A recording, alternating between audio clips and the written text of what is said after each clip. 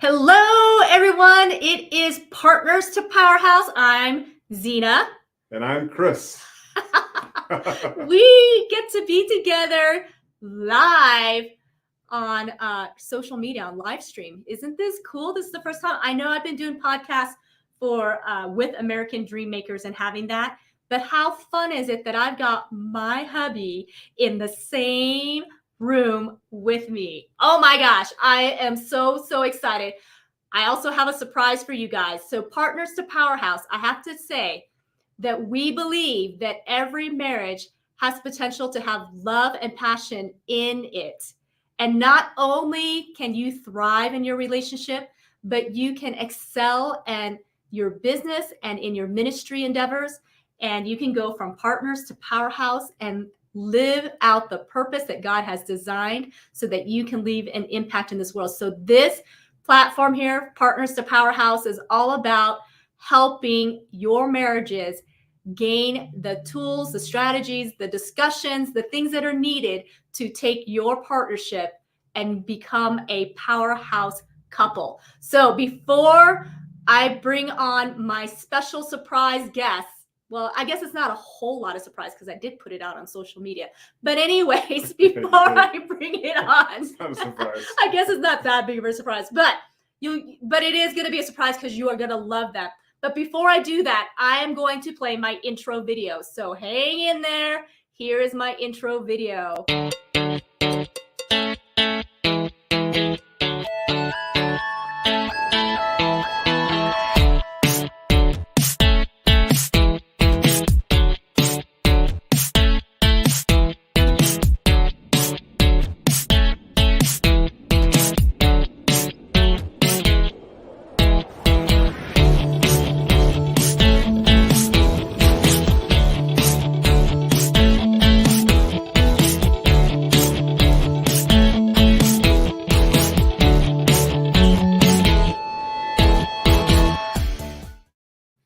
All right, we are back.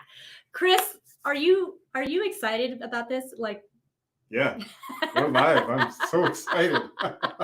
my poor husband, I drag him into all sorts of things, and he's just so awesome to just come along and with my crazy ideas, you guys. So without further ado, I want to introduce Don and Nicole, our friends of ours that we have met recently, but I feel like we've known each other way longer than just recently. But they are an amazing couple, and they are a powerhouse couple as well. So tonight we are actually going to be talking about partnerships and whether partnerships are actually needed to succeed in your marriage, in your business, and in your ministry. So without further ado, I'm going to bring on Don and Nicole Purdom, right? Yay! Hey, everybody.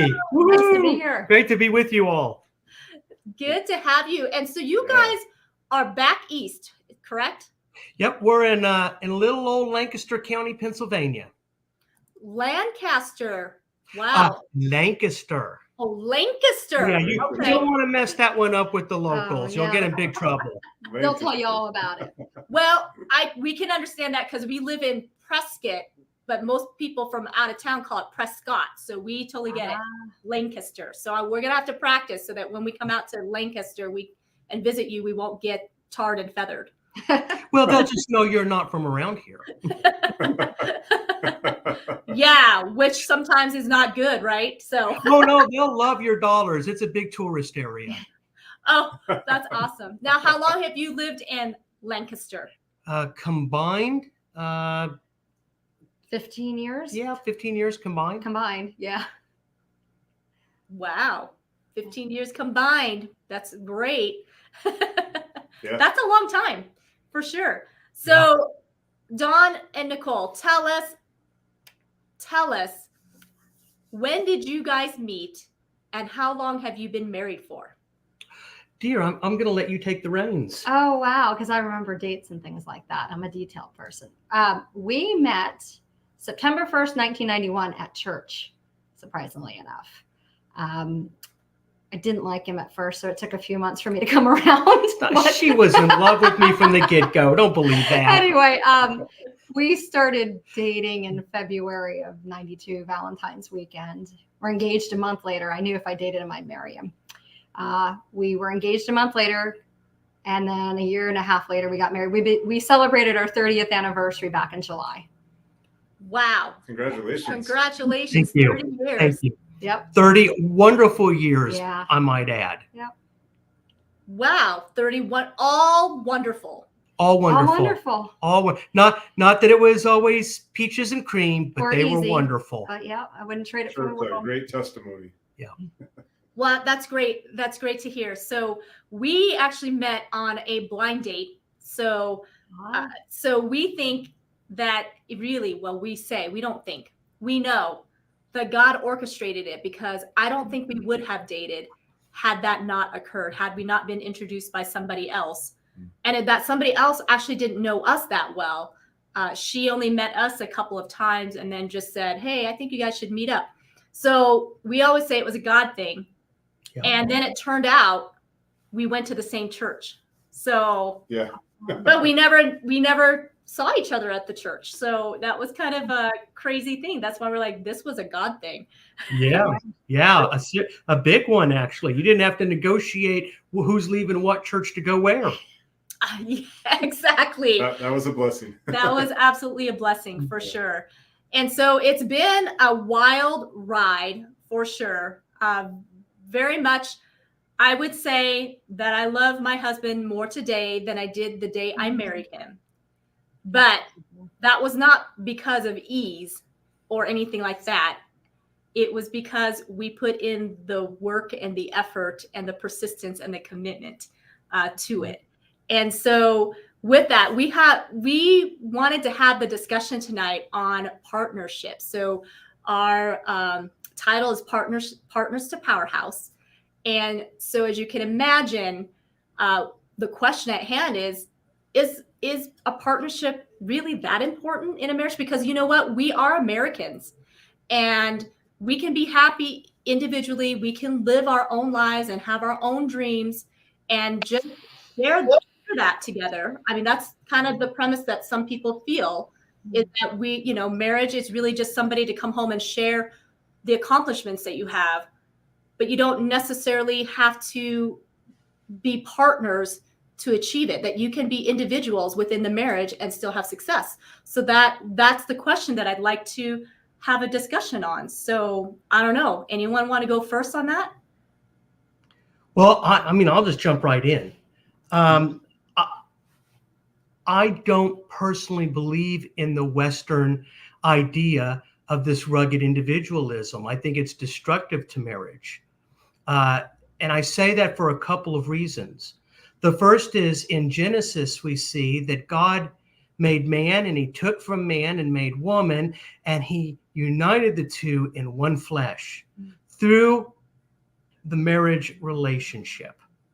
And we see this carried all the way through to the book of Ephesians, where in Ephesians 5, the Apostle Paul talks heavily about how a husband and a wife are to relate with one another. And why that's so important is because as Christ is head of the church, so the marriage relationship resembles the relationship that Jesus has with his bride, the church. And it's very much a partnership. It's a deep, intimate relationship. And if you're coming at this, from my view, as an individual, then you're setting your marriage up for failure. If it's just, I'm doing my thing, she's doing her thing, and we come together and we share a story, well, there's no bond there. There's no intimacy out of that that's created. It's just no different than a friend who you see every couple of weeks or few months and just say, hey, I'm doing this, I'm doing that. Great, I'll keep you in my prayers and I'll see you in a few months again. Yeah. Yeah, absolutely. Now, I want to challenge this thought a little bit, though. So for those, and it's good. All four of us here are Christians, and so we absolutely come with a viewpoint that God established marriage, and so we have that understanding. But what if to the listener, to the person watching this, and they say, you know what, that's a bunch of hogwash, Dawn, because I'm not a Christian and I have a fantastic marriage. And what you say, I don't necessarily, agree with. So So on that premise, can you still have a fulfilling marriage and not have the premise of having the Christian viewpoint? Well, I think again, you're at everybody's going to look at this through their own individual lens. I am pretty dogmatic about God established marriage for a purpose and a reason. And at the end of the day, can you have satisfaction and fulfillment without that? I suppose you say you can.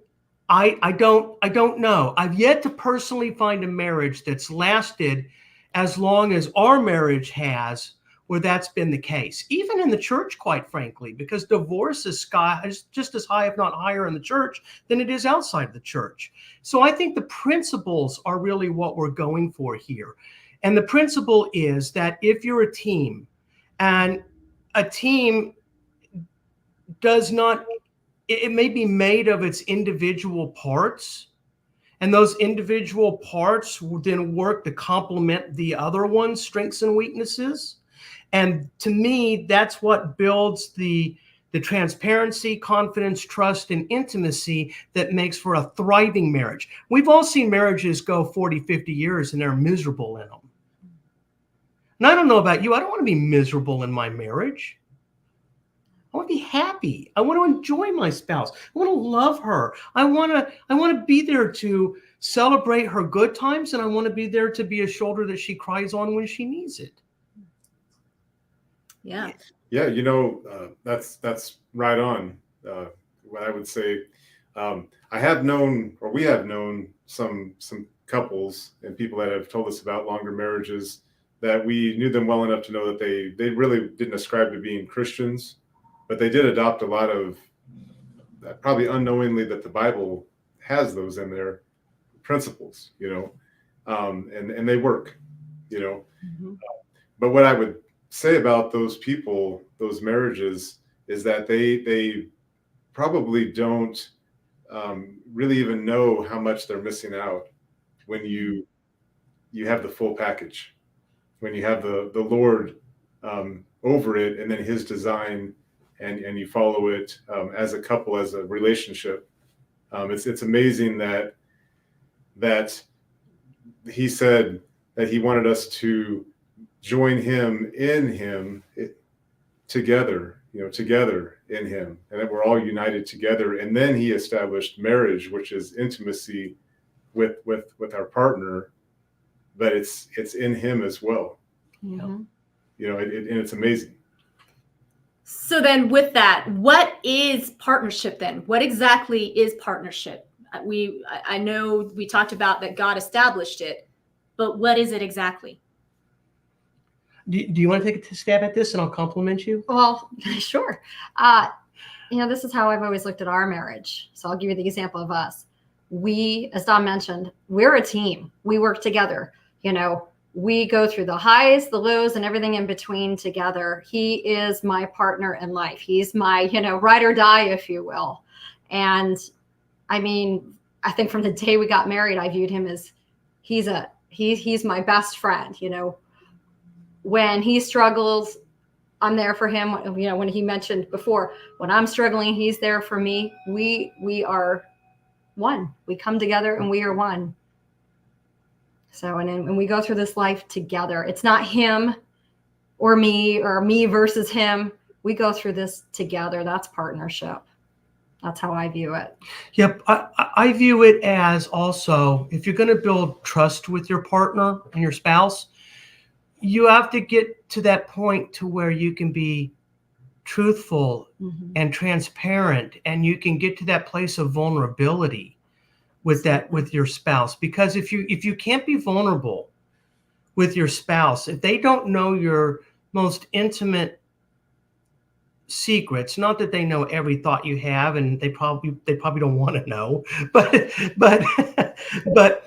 I think the point is that when you have that, it changes the dynamic so deeply, so that if I trust Nicole with them, for others, it's something that tragically happened in their background and in their life that maybe they're really deeply ashamed of, and they need to be able to get to that place of overcoming the fear or the inhibitions from whatever it was that happened in their life. And I just know healing doesn't happen by itself. It's impossible. But when you have someone who loves you that deeply and you can be that open with, it changes everything. Mm-hmm. And that to me is a partnership. It's not just making money and paying the bills. That's just the surface level part of it. There's the whole underlying thing about that kind of vulnerability, that kind of trust that just magically changes a relationship into something that if you haven't experienced it before, it'll amaze you. Yeah, that's definitely a great way to explain your partnership. So you guys, so you have been in ministry together, and you've also owned businesses as well. Tell us a little bit about how partnership has played a role in your business and in your ministry, not just your marriage. Wow, that's a great question, because what I was saying a minute ago really gets into the heart of this. Mm-hmm. When I was going through undergrad and graduate school to go into the pastorate, I was also a chaplain in the Army. And one of the things that I learned really quickly is that when a family unit is going through failure, and if enough of them at one time are going through failure, it affects in the military the entire unit morale. You can see men and women performance levels significantly drop. In the business world, I've watched this happen over and over again, that if a spouse, whether it's the husband or the wife, is overly engaged in the business and neglects their family, at a certain point, resentment and bitterness sets in on the other spouse's part. And that could lead to ending that relationship through divorce. And if divorce happens, there's a good chance, a possible chance, that everything you worked for in the business that you sacrificed, that partner said, I'm sacrificing this and our relationship so our business will work so that we can have all of our dreams. And all of a sudden those dreams went poof, they're gone. Yeah, that's a real challenge. So for us, when we saw all this going on around us, when I started my first business, it was in 2005. I was actually working as a director of development for a large national nonprofit. And I had left that job to plant a church, and I was in school at Dallas Theological Seminary at the time. And we got on the back of a horse. I got on the back of a horse. It was Memorial Day 2005. And long story short, Don will never get on a horse again. I shattered my right wrist, got a rod, a plate, 6 screws, broke my left shoulder, and Nicole experienced for worse for about a year. And that was the environment that we started the first business out of, because it was out of desperation. I had to do something, but I didn't feel like I had marketable skills to enter the workforce. Not in the traditional sense, you go to college, you get a degree in business or marketing or whatever, engineering or something like that. You go into a professional field. It just didn't feel like those were the cards for me. So when I started my first business, it just exploded.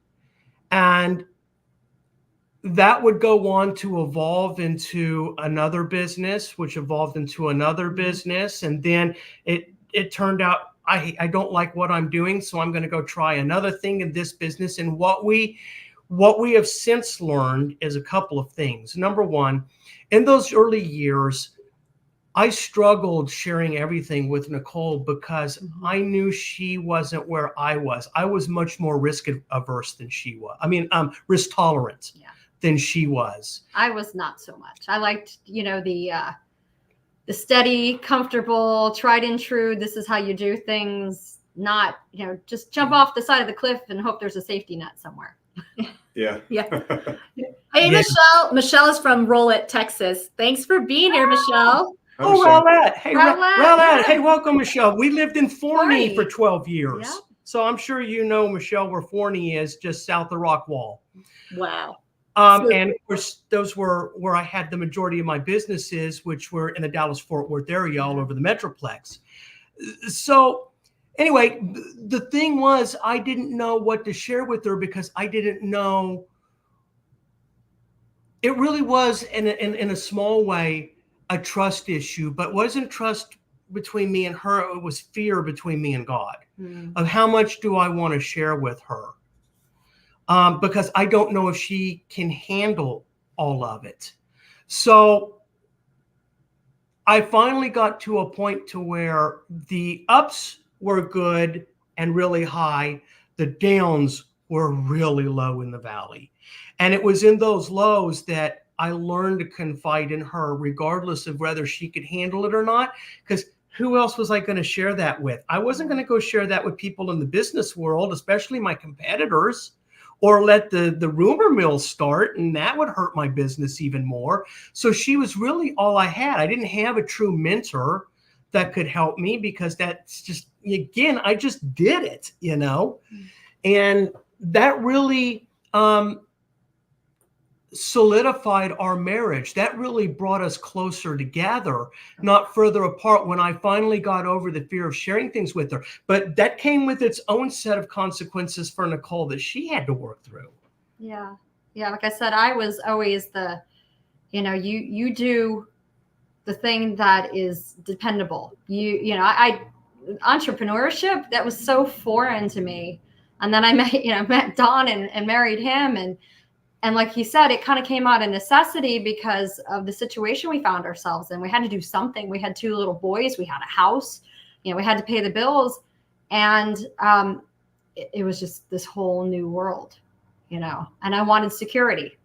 For me, it was, okay, I'm looking to Don to provide the security for me. And then, when you're starting a business, there's not a lot of security starting out, especially. And you have great highs and great lows. So God thrust me into a whole new environment, if you will. And it was really, having to trust Don as my husband, but really having to trust God to provide what we needed, because some months, it was pretty lean. So, Yeah. Acceptable risk is one of the terms that investors use. Yeah. We don't know that the risks were always acceptable. They were just not. I just didn't have a choice. Yeah. Right. Well, and that's not uncommon so the Bible says that if you get married, there will be trouble.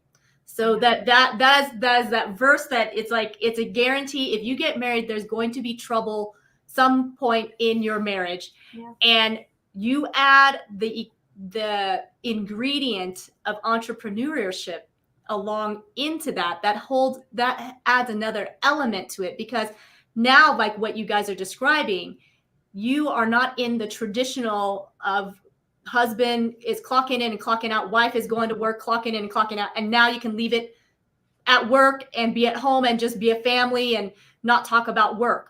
When you are an entrepreneur, you are all in all the time. And so that is something that we have found as real estate agents, that it is a almost 24/7 job. I mean, other than when we're sleeping, but sometimes it feels like you're not sleeping because you're staying up late doing offers or meeting the deadlines that are needed because there's time constraints.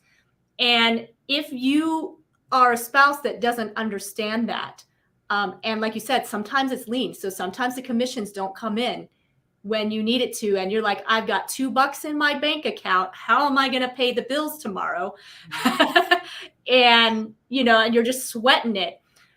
And you're right, and usually it's not always that both partners get on the same page right away, that they see the risk, because I am probably more like Dawn in that I am more apt to take risks than Chris. Like that was not his natural tendency to do that. And part of that is, upbringings, part of that is whatever our personalities or that sort of thing.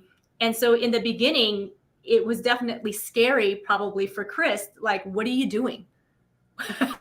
Why are you spending money we don't have? And I'm thinking, but we need to, because how are we going to build the business if we don't do this? If we don't spend it on marketing, if we don't spend it, like, to me, it wasn't a cost.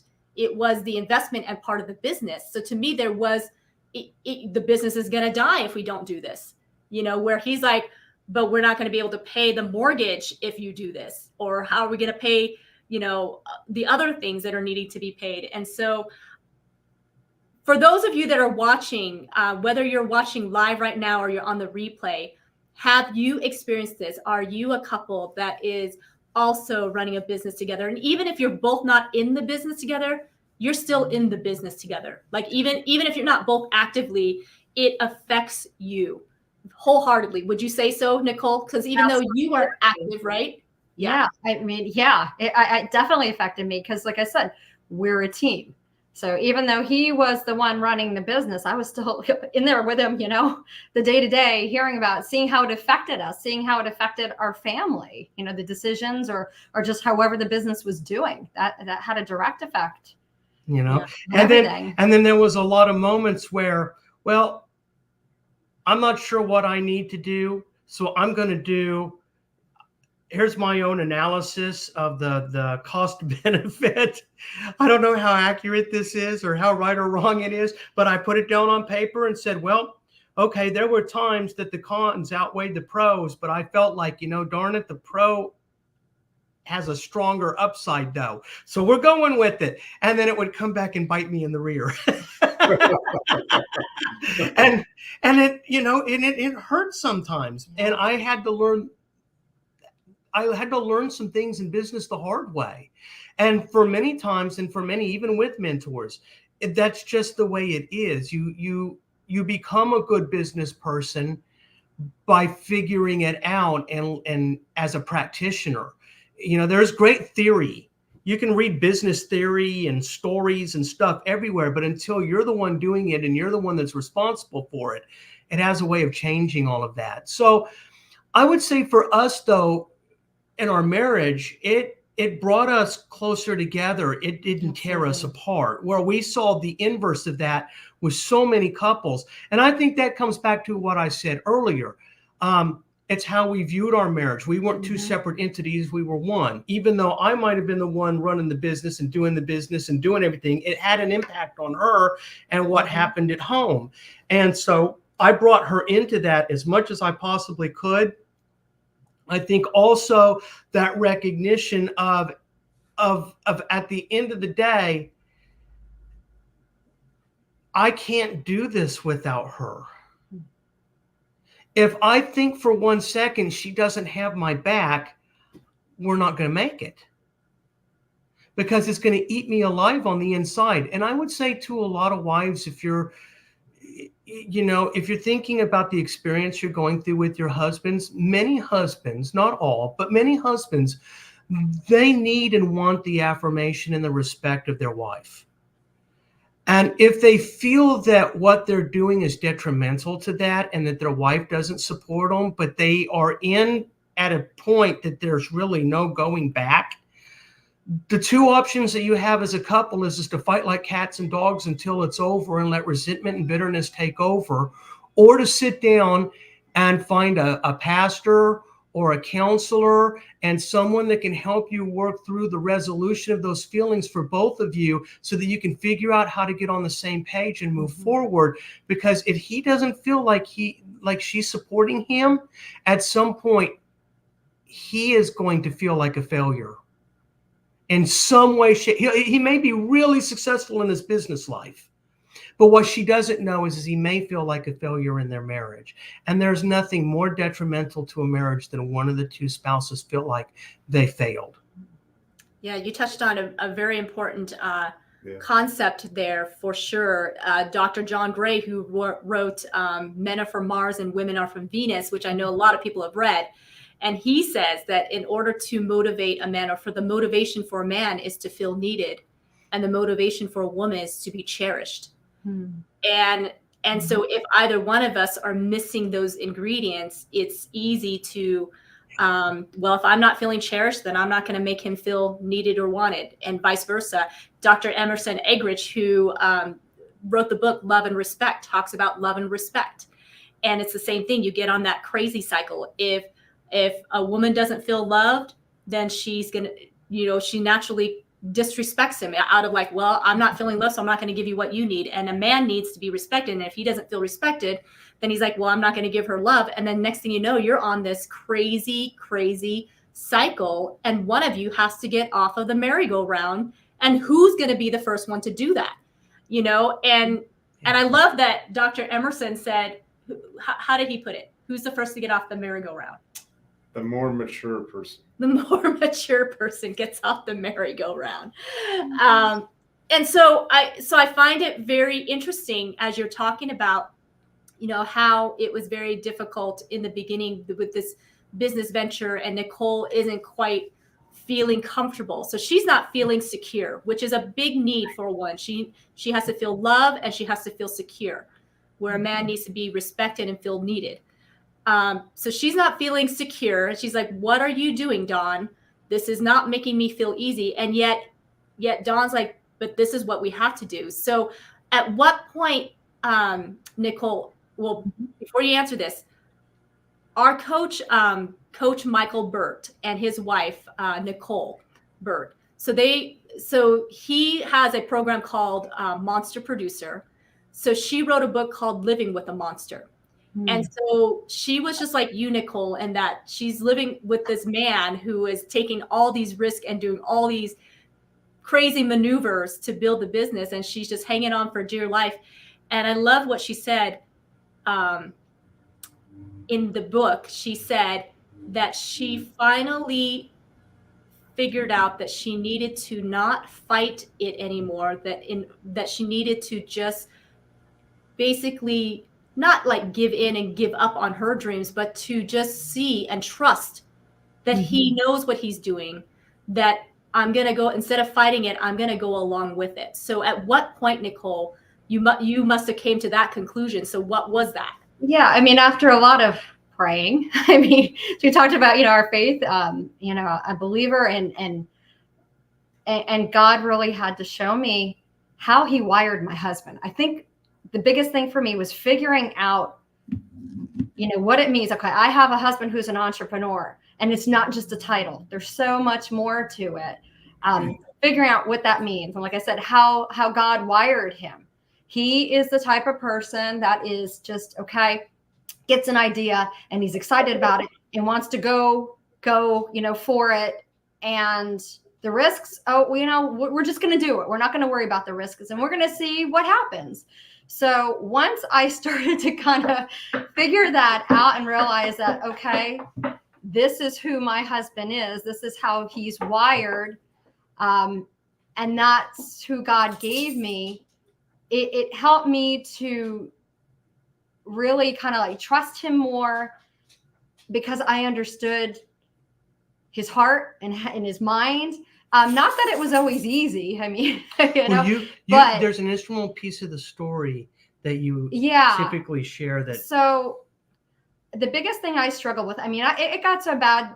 And this is really where the turning point was for me, because I have the tendency to want to, you know, control things. And like I said, I always like the consistency, that security. And I reached a point in you know, at some point in this where things weren't going well. The finances were horrible. Business wasn't going well. And I was trying to hold on so tightly. And it was like everything just was like quicksand falling through my hands. And God really showed me that, number one, I was in control of very little. And I was relying on Dawn to provide what we needed. And God said, no, you're looking at the wrong person. You're not supposed to look at your husband. I am your provider. I have to be the one. You need to trust me. And really,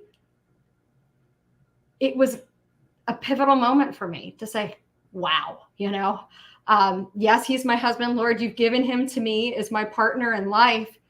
But God, you're the one that provides all things. And when I finally let go and realized that, things started to change. I mean, it was our finances began to change. Yeah. Business opportunities came in that out of suddenly nowhere. And I'm keep thinking, where did this come from? What? And then we sat down and started comparing notes, and we went, Oh my goodness, we missed it. We've been so focused on temporal things that we forgot the eternal part that is much more important. And when we got our heart and our mind and our soul right with God, all of the other things just came. Mhm. Yeah, it was I can't amazing. explain it. I can't say that it works like that for everybody. I can never promise that that's just what's going to happen to anybody watching this, but I can say that's what happened for us. And it brought a lot of hope and a lot of, and again, it drew us together because we're talking about intimacy now. We're not talking about just being transparent, and we're not just talking about having conversations together about we're really living the hard thing together, and we're trusting each other through it. Yeah. And something else I'd mention too is, I think back on those times and, we might not have had any money to really do anything. I mean, it would have been something as simple as, spending time together we would take a walk. We had a park that was on the other side of our neighborhood. We would just go for a walk and we would share how we were feeling. And, we would acknowledge that, hey, maybe financially things aren't good right now, but we would dream together. Yep. That is so important. Spending time and don't be afraid to dream. Yeah. Because you got to have that. You have to have something to look forward to. You have to have a goal in mind and sharing that with your spouse. And it's another way of just connecting and building that intimacy. And God revealed to us that our dreams were the same. Yeah. Interesting, isn't that? Yeah. For sure. Yeah. Like he entwined your hearts. Yeah. Yes, Well, he did. Here's what, obviously the scripture says to seek first the kingdom of God and all these things will be added unto you. So that was the ingredient, like you said, that you had missed. And we all missed that part. But when you said you don't know how it actually works, it just did for you. And you can't guarantee it for anybody else. I'm going to go for it, Dawn. I'm going to guarantee it. Because God says that. And not only that, but when you are in alignment with him and you're in alignment with each other, now you're not fighting against the goat. What, kicking against the goat? Wasn't there a term? Kicking against the goats. You're not kicking against the goat. You're not pulling. Now you're ready to receive what God was he'd already planned the blessings for us. Jesus came so that we would have an abundant life. He didn't say, I came to give you a mediocre life. He didn't say any of that. And abundant doesn't always mean money. Money's only a small aspect of abundance. Right. There's abundance of joy. There's abundance of peace. There's abundance of resources. There's abundance of many, many other things. There's abundance of intimacy here. Yes. Yeah. Absolutely. And so you are right. That is the secret sauce. You guys hit it right on the nose. And like I said, I'm going to be bold and claim you absolutely will see the results. I affirmed that. What I meant was the way that happened for us. I can't guarantee what happened because somebody else is on their own journey. Sure. That's what I meant by that.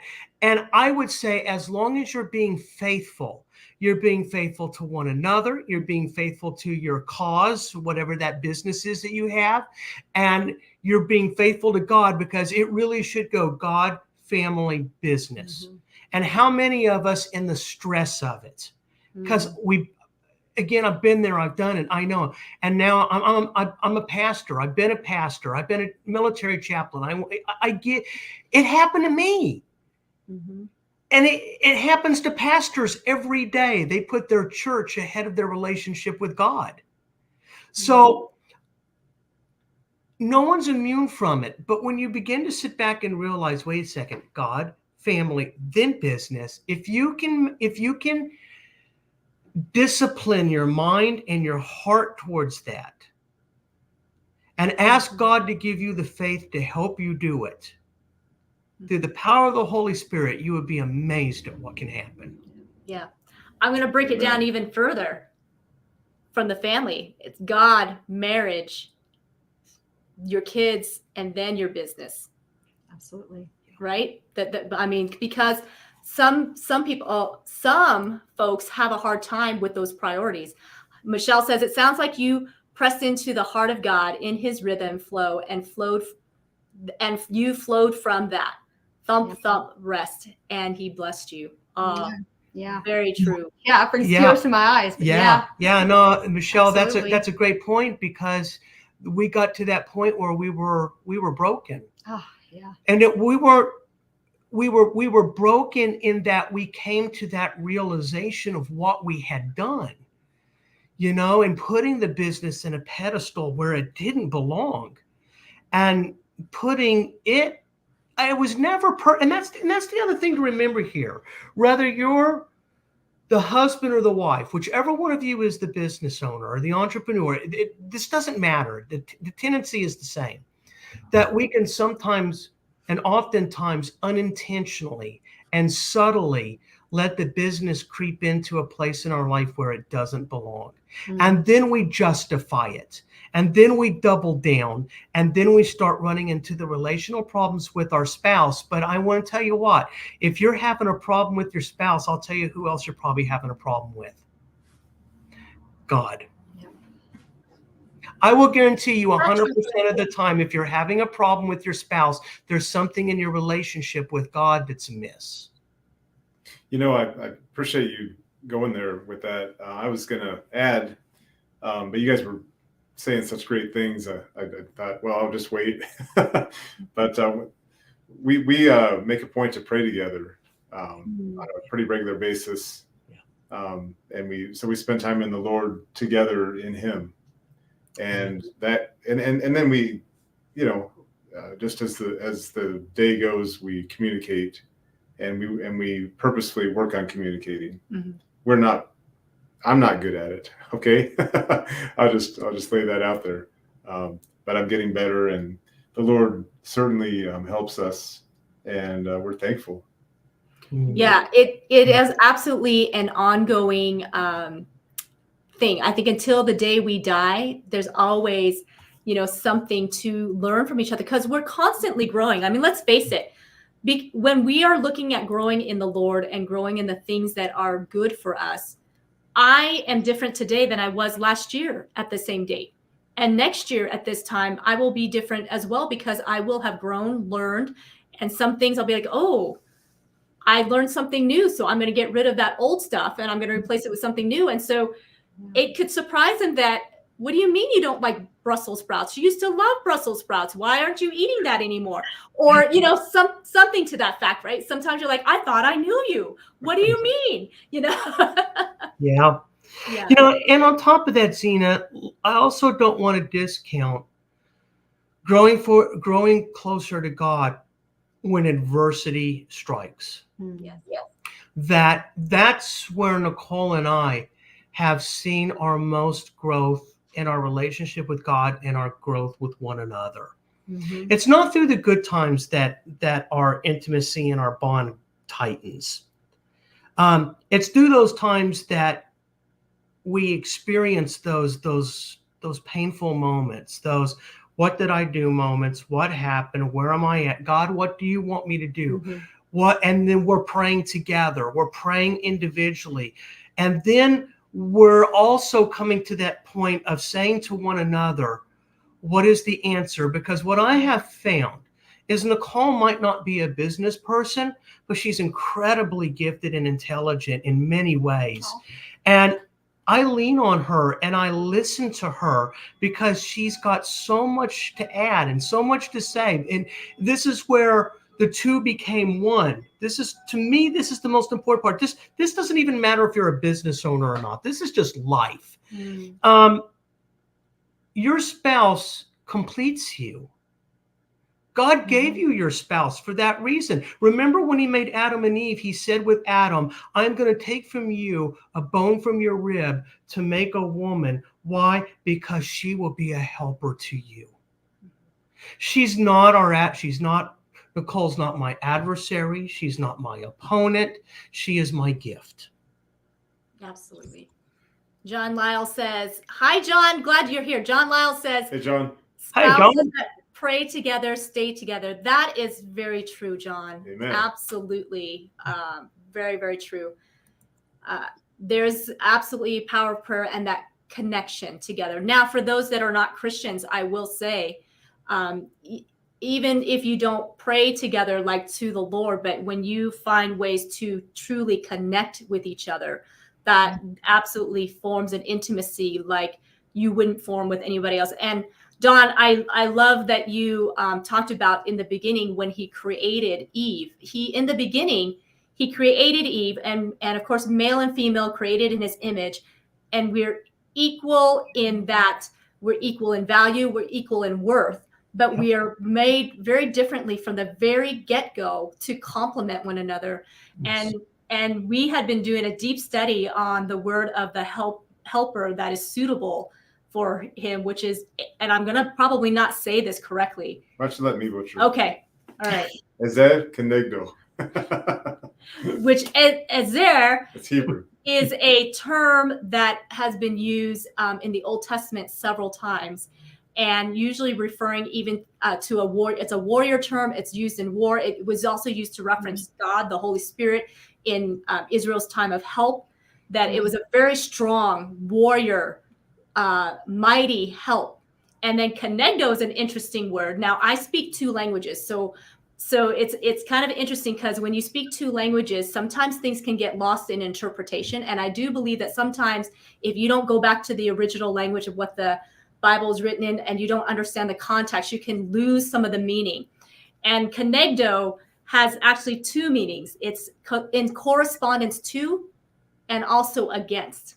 And obviously in the context that God had given Ezer Kenegdo, it was in correspondence to Adam's need, because he saw that it was not good for man to be alone, which I think most of us women can understand why God would say that it's not good for man to be alone. So,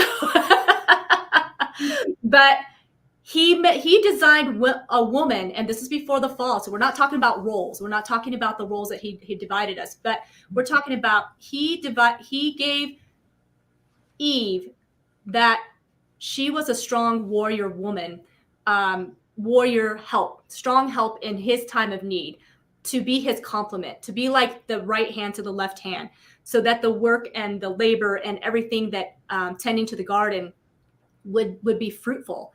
And so it's beautiful, and it's implied that Adam is also her Ezer Kenegdo. So it was an equal as far as shared partnership in duties. Like I said, now we're not talking about roles, and we're not talking about things that happen after the fall, but we know that God wants to restore us to the original. And so we should be looking towards finding that what you guys found is submitting to God's design and purpose in the marriage, and realizing that you two are equally just important of voices in what is done in the business and what is done in the marriage and what is done in ministry. And yet you're working together towards a common goal, which God has placed for you. Now you're not in the Garden of Eden anymore. He's placed you over, other duties. Right. But like you said, it's the ultimate partnership. It's the ultimate team, to that even though you're great individually and you could have accomplished many things individually. And this is where the powerhouse comes into, going from partners to powerhouse, because God didn't even just want us to just remain partners.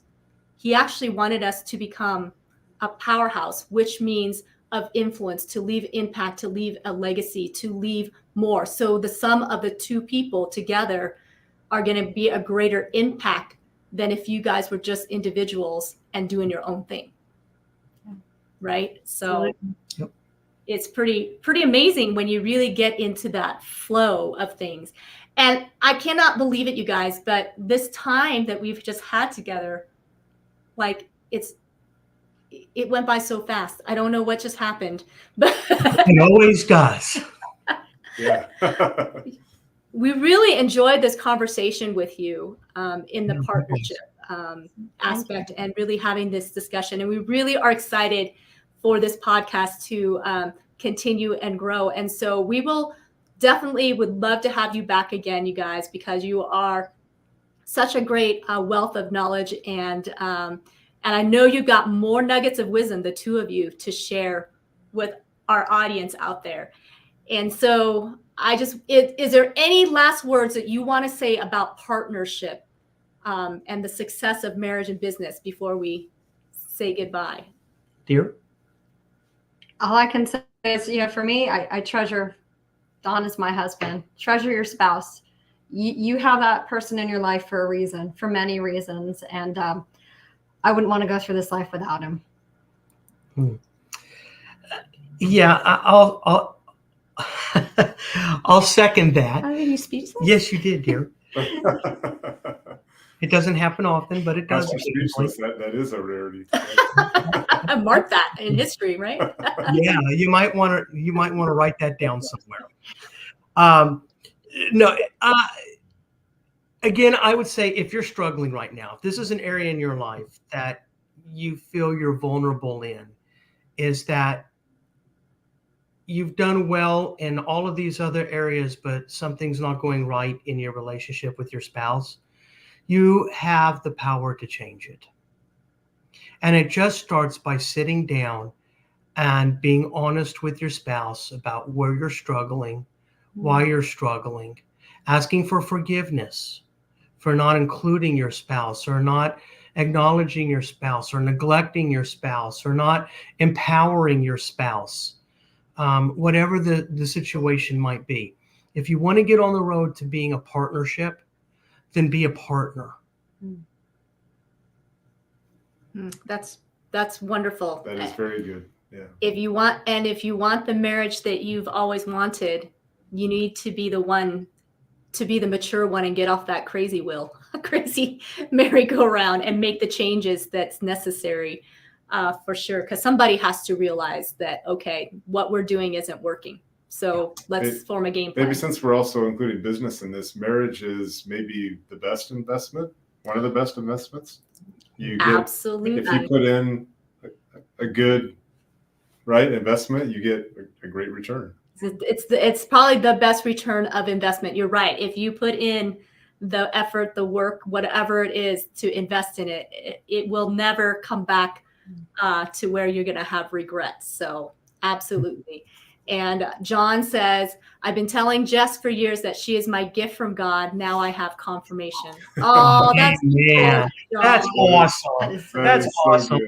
And Jess really is a gift from God for sure, John. You absolutely hit the jackpot with Jess. So I have to agree on that. So with that, you guys, we're going to say goodbye for now, but we will be back and have more in-depth discussions on what it will take to go from partners to powerhouse so that you can impact this world and leave a lasting legacy. So thank you again, guys. It was great having you. Thanks for having us. We look forward to being back. Awesome. Great. Loved having you. Thank you guys so much for tuning in. I don't know why I said tuning in. That's such an old term. For watching the live stream and listening to the podcast. Well, for being old, you look great. Thank you. Thank you, honey. That's very kind and sweet. So we absolutely will have a podcast on communication because communication is absolutely important to achieve the goals that you have. But if you found value in this podcast, whether you're watching it live or on the replay, please share it out because we know that there are marriages out there who are struggling and really could use a boost or encouragement. And maybe there's marriages that aren't necessarily struggling, but could be better. And so please share this message out. And if you haven't already, come and like and subscribe to the YouTube channel, Partners to Powerhouse, Zena Krogadal. I'm also on Facebook. I'm also on Instagram and LinkedIn. So absolutely would love to have your support of your likes and shares and spread the word. Let's get marriages to go from partners to powerhouses and let's change the world one marriage at a time. All right, you guys, have a good one. Oh, and we will be back in 2 weeks. So 2 weeks from tonight, and I will make sure I post the reminders, but we'll be back in 2 weeks and we will have a wonderful topic to talk about. So submit your questions, instant message me, let me know what topics you would like to see on Partners to Powerhouse.